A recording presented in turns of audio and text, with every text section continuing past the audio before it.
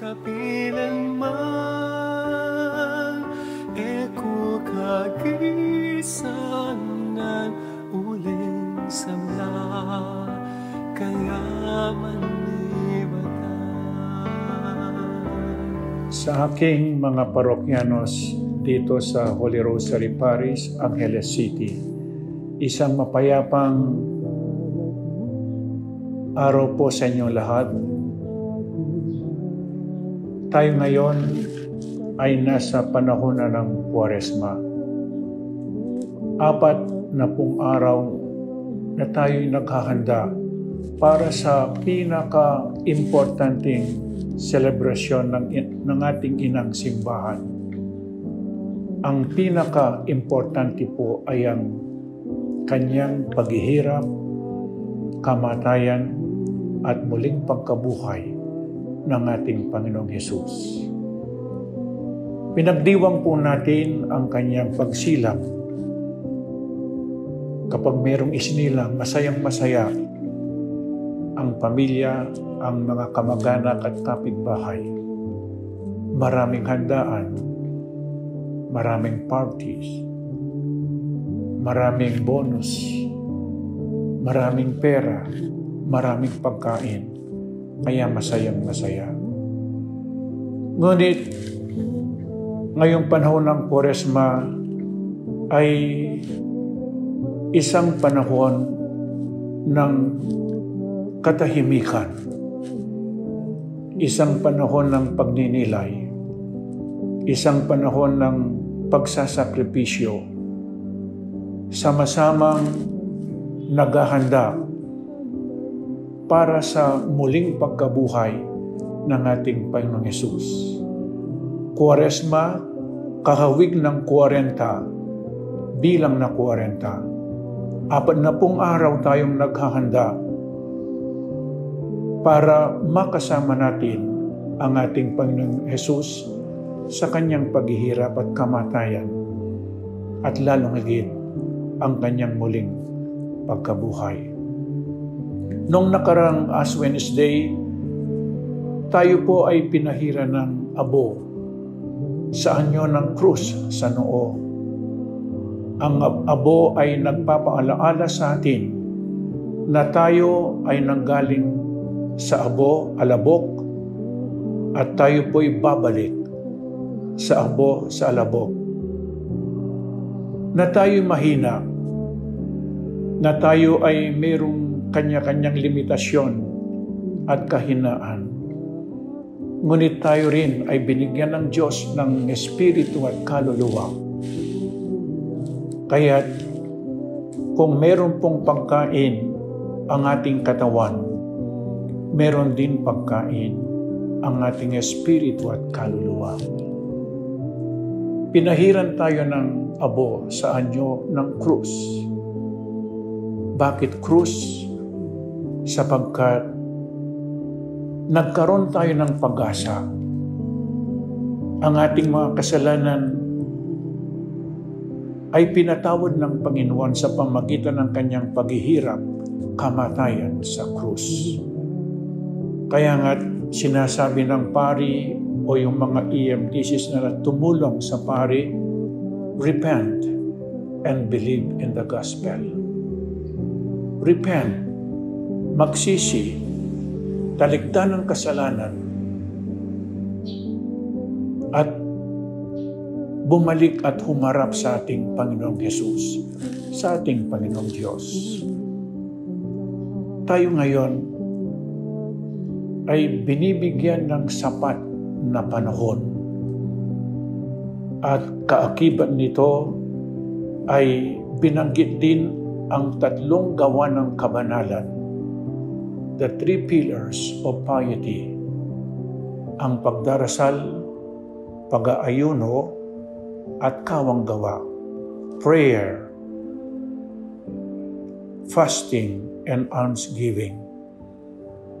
Bilang isang tao, ay tinitignan po natin muli ang ating pagdarasal, ang ating relasyon sa Diyos.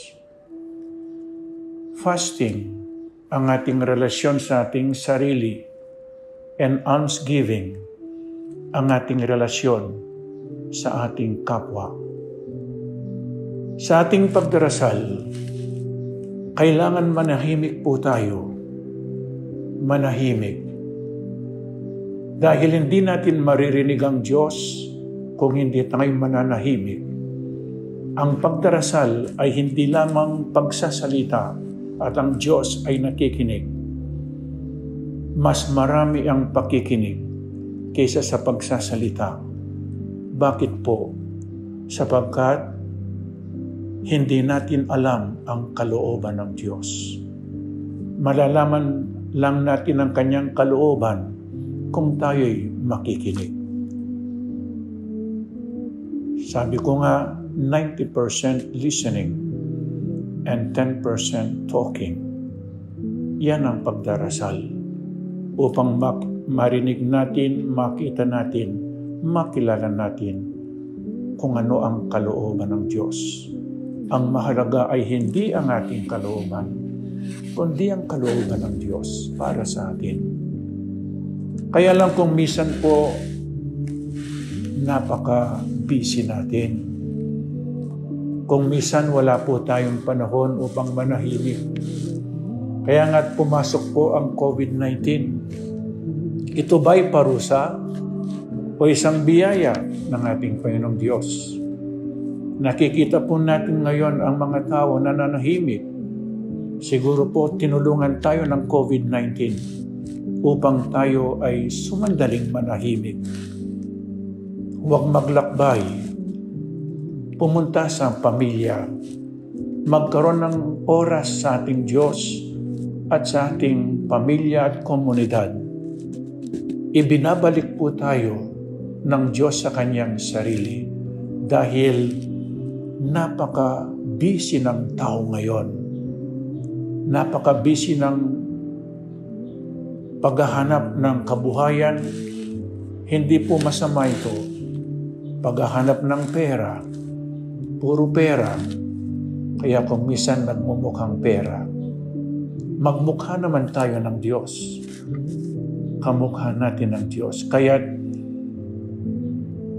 palagay ko, ibinigay itong COVID-19 para tulungan tayo ngayong panahon ng Kwaresma upang muling manahimik, bumalik sa Diyos. At sa pamamagitan ng COVID-19, in these worst times, we would be able to see the best things in life. Sa mga pagsubok na ito ay makikita po natin kung anong mahalaga.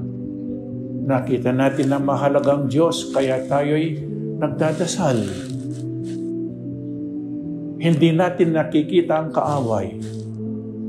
Gusto ng Diyos na tayo bumalik sa Kanya at bigyan siya ng panahon.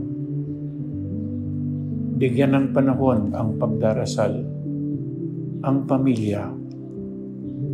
Nakikita natin ngayon kung ano ang halaga ng buhay natin. Lahat tayo binibigyan natin ng proteksyon ang ating buhay. May face mask, may alcohol, hindi na tayo nagmamano, hindi na naghahawakan. Ito po ay isang paraan upang maiwasan natin ang COVID-19. Pero ang mahalaga nito ay ang Diyos, ang ating buhay, ang ating relasyon sa Diyos at sa ating kapwa. Kaya ito po ay isang biyaya rin ng Diyos, hindi parusa ng Diyos. Pagkatapos po ang fasting, pag-aayuno, kapag tayo'y malapit sa Diyos, ay makakalimutan po natin ang ating sarili. Kaya tayo magsakripisyo. At anuman ang isinakripisyo po natin, ay ibibigay po natin sa ating kapwa. Kaya merong kawang gawa. Kailangan palakasin po natin ang ating immune system, ang ating katawan. ito po isang protection din. Ganon din kung meron tayong pinapalakas na immune system sa ating katawan, pinapalakas din natin ang ating immune system na pangkakaluluwa. Ano po ito? Panalangin, pag-aayuno, at kawang-gawa. Naway sa panahon ng Kwaresma ay magawa po natin ito. Magnilay, humingi ng kapatawaran sa Diyos, bumalik sa Kanya, sapagkat ang panahon na ito ay panahon ng biyaya ng Diyos. Sa inyong lahat, maraming salamat po. Naway tayong lahat ay sama-samang makalapit sa ating Panginoong Diyos. Amen. Kailanman